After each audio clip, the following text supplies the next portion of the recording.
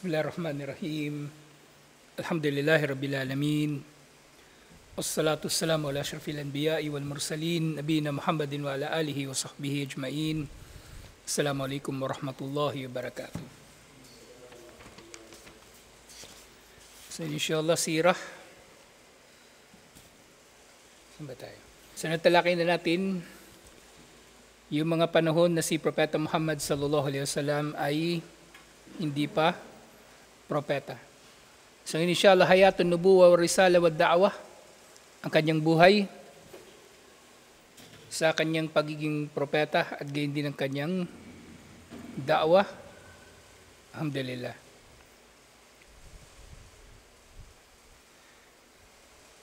So yung kanyang pagiging propeta, ito ay nahati sa iba't ibang mga marhala. At sinasabi, an-nubuwatu wad-da'wah, so hinahati ito sa al-ahdul makki, yung panahon ni Propeta Muhammad sallallahu alaihi wasallam sa Makkah.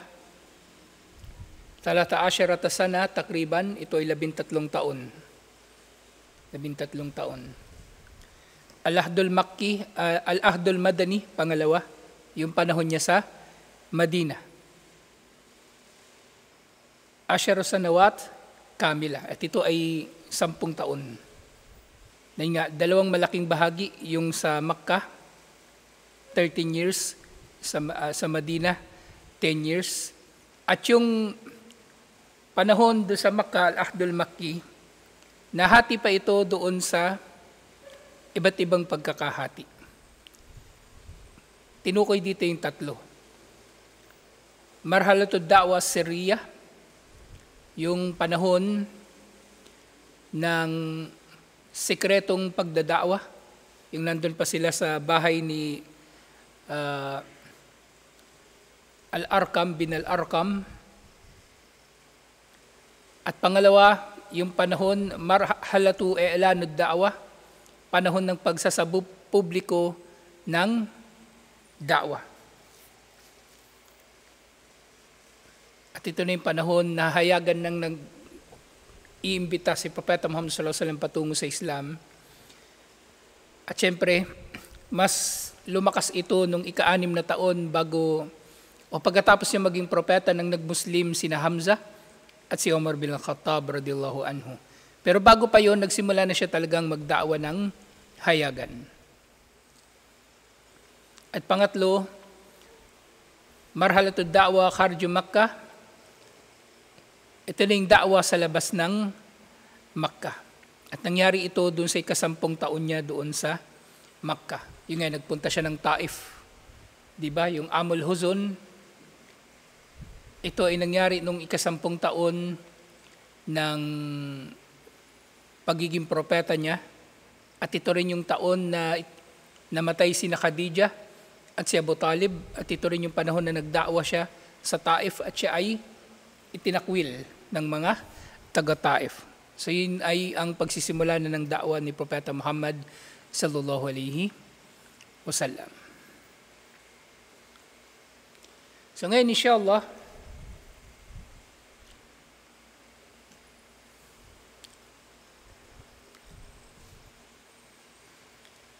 naka-store. Parang kung saan-saan pumapasok yung gamo-gamo eh. So inshallah, nagsisimula nga ang pagiging propeta ni Propeta Muhammad sallallahu alaihi wasallam doon sa kanyang kasaysayan sa Gar Hira. Gar, ibig sabihin ng Gar, kuweba. At yung Hira, ito yung pangalan ng kuweba doon. At ang kuweba na ito ay matatagpuan doon sa Jabal Nur. Ang pangalan ng bundok ay Nur. Nur, ibig sabihin liwanag. So malapit na ito sa Makkah, mga ilang kilometro na lang mula doon sa Makkah. At sinasadya talaga ito ni Propeta Muhammad sallallahu alaihi wasallam.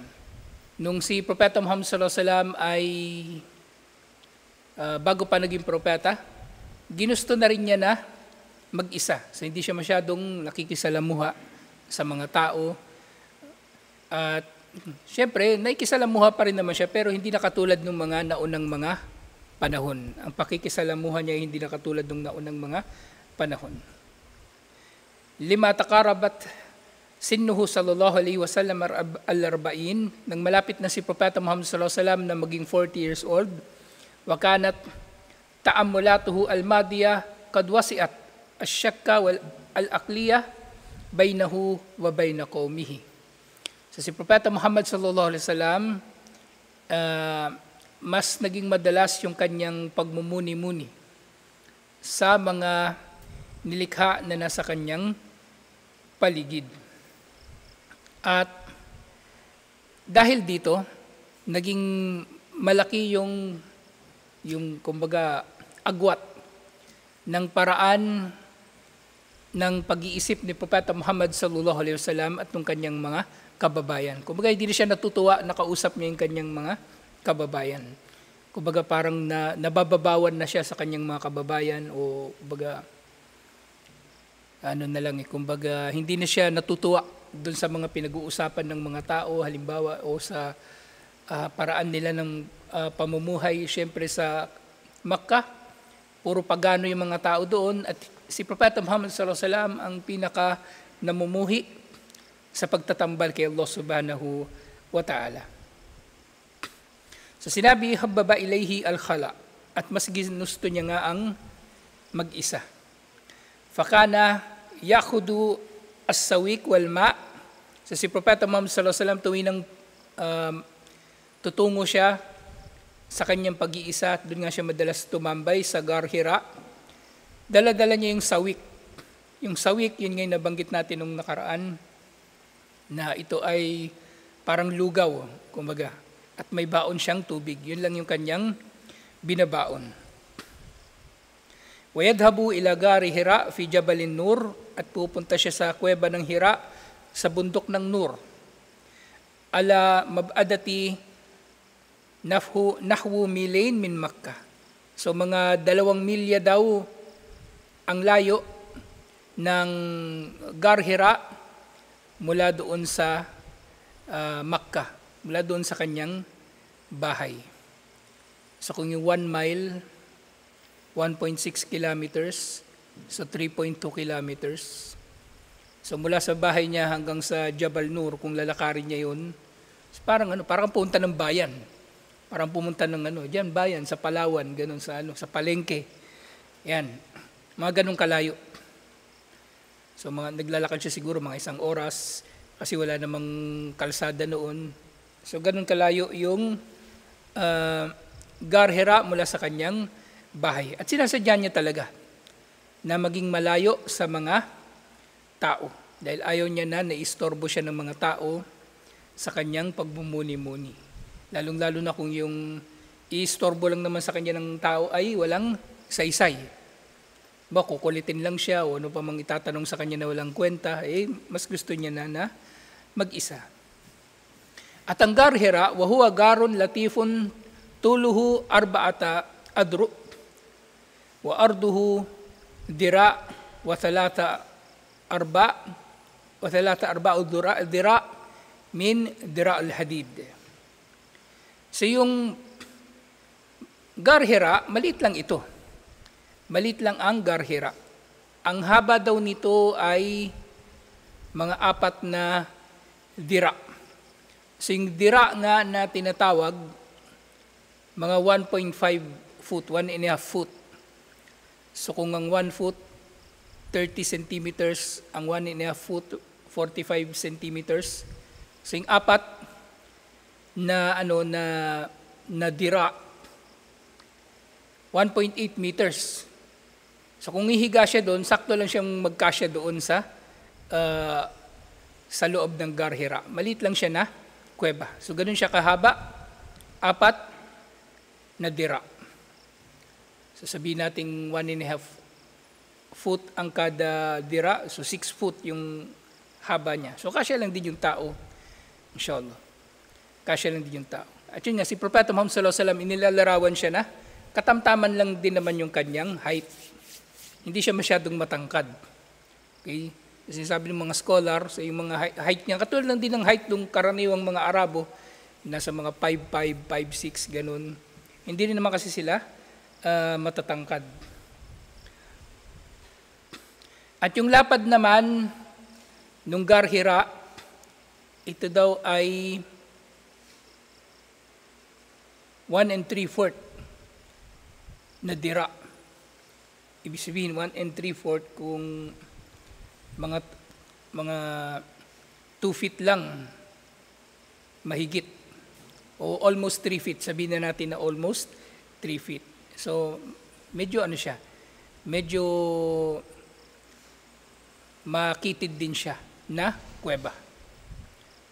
At kung isipin mo nga, may kumbaga yung kuweba na yon, ngayon pinupuntahan yun ng mga tao. Pinupuntahan siya ng mga tao. Pero yun nga, hindi siya binigyan ng anumang religious na significance na katulad ng pagpunta sa Makkah para sa Umrah o sa ziyara sa Madina, walang ganon. So hindi ganon pinahalagahan sa Islam ang Gar-Hira, katulad ng pagpapahalaga ng Islam sa Makkah, sa Madina o ano pa mang lugar na pinahalagahan ito. Pero kung pupunta doon yung tao, wala namang problema, inshallah. Wala namang problema. So maliit lang yung Gar-Hira. At doon, kapag nananatili siya doon, fayuqimu fihi syahru Ramadan. At sa buwan ng Ramadan, siya ay nananatili doon. At sinasabi, yun nga, bago pa siya naging propeta, nakasanayan na niya na tuwing Ramadan nandun siya. Buong Ramadan, buong buwan ng Ramadan. Nakagawian na niya na tumambay doon. At sa kanyang pagpunta doon, وَيَقْدِي وَقْتَهُ فِي الْإِبَادَةِ وَالتَّفْكِيرِ فِيمَا حَوْلَهُ مِنْ مَشَاهِدِ الْكَوْنِ وَفِيمَا وَرَاؤُهَا مِنْ قَدْرَةِ مُبْتَدِئَةٍ. So doon sa pagiging mag-isa niya doon sa kuweba, so naobserbahan niya yung mga nilikha ni Allah subhanahu wa ta'ala at naobserbahan niya syempre yung kadakilaan ng nilikha na ito ni Allah subhanahu wa ta'ala. Sa mga panahon talaga na mag-isa ka, marami kang may isip. Lalong-lalo na kung ang iniisip mo ay ang kadakilaan ni Allah subhanahu wa ta'ala. Kaya nga, maraming aya sa Quran na yung konteksto niya ay yung tafakkur, yung pagmumuni-muni sa mga nilikha ni Allah subhanahu wa ta'ala. Halimbawa, yung aya, isa sa aya na nauulit sa Quran, yung inna fi khalqis samawati wal ard, nauulit yun sa iba pang mga aya, sa iba pang surah, sa parehong konteksto na matatagpuan daw ng tao sa mga nilikha ni Allah ang mga tanda. Tanda ng pag-iral ni Allah. Kasi si Allah, hindi natin siya nakikita. Hindi natin siya nakikita. Pero nalalaman natin na umiiral si Allah unang-una sa pamagitan ng wahi. At syempre, logically, malalaman natin ang pag-iral ni Allah sa pamagitan ng pag-iral ng kanyang mga nilikha.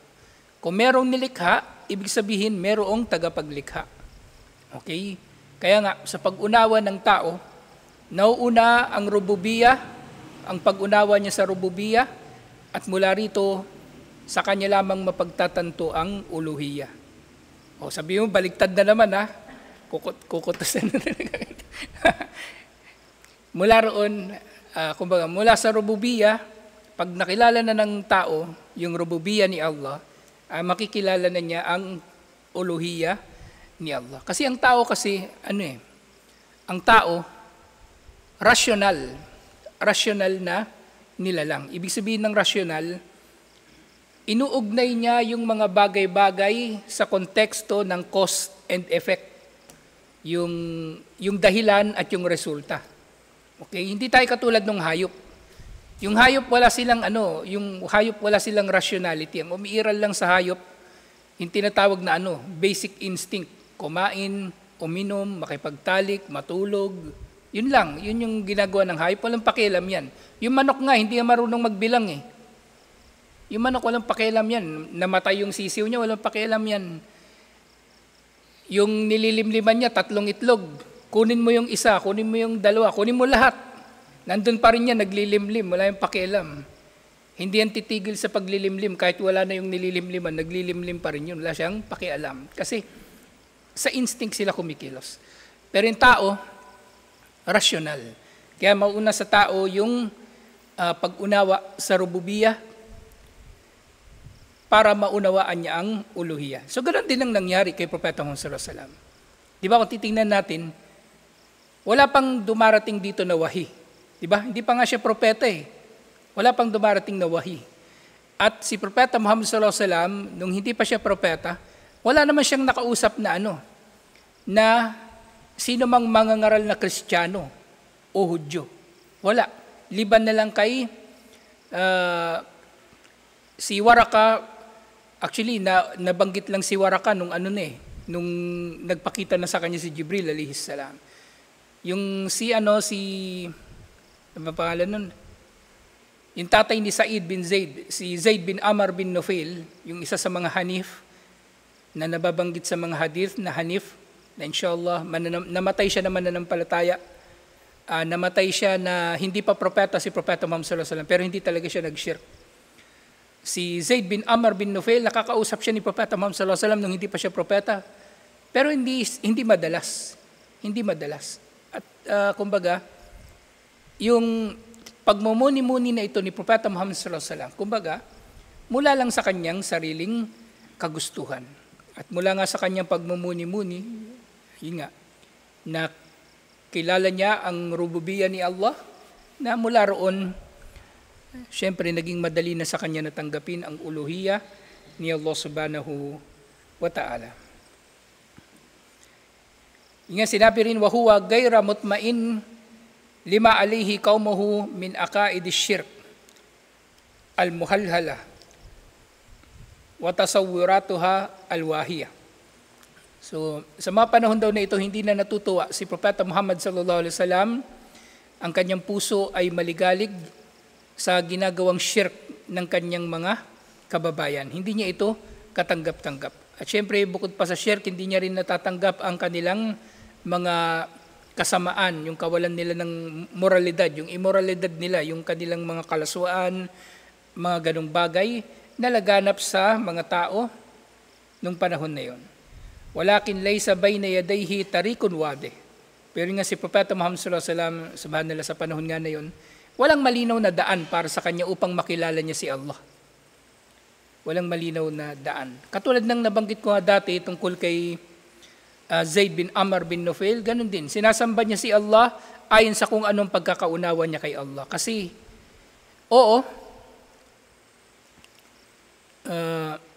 may bakas ng mensahe ni Ibrahim alayhis salam na nasa Quraysh. Pero napakakaunti na ng bakas na yun. Kumbaga, hindi na kompleto.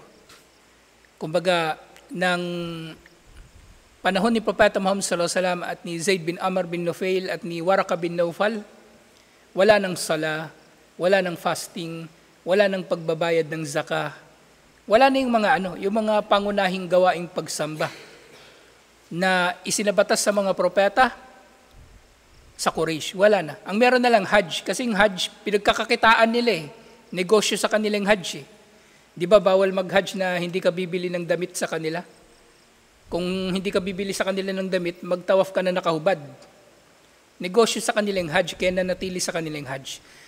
Pero iba pang mga pangunahing pagsamba, salah, zakah, fasting, nawala na. Nawala na lahat.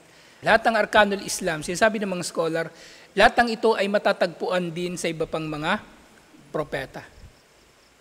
Halimbawa, si Isa alayhis salam, sinabi niya, wa'usani bis salati waz zakati, ma dumtu hayya. Na inutusan daw siya ni Allah na magpatuloy sa pagsasala at pagbabayad ng zakah habang siya ay nabubuhay. At gayon din si Ibrahim alayhis salam, sinabi ni Allah, wa'adin fin nasi ya'tuka rijalan ala damiri ya'tuna min kulli fajjin amik. Ipahayag mo Ibrahim alayhis salam na mag-hajj ang mga tao at darating sila naglalakad patungo sa Kaaba sa lahat ng daanan na malalalim. Yung mga lambak na dadaanan nila patungo sa Makkah. So, ibig sabihin si Ibrahim sa alayhis salam, syempre siya yung nagtayo ng Kaaba, may Hajj na nung panahon niya. Si Isa alayhis salam, may sala at zakah nung panahon niya. At syempre yung iba pang mga propeta. Lahat ng arkanul Islam, meron ng mga propeta.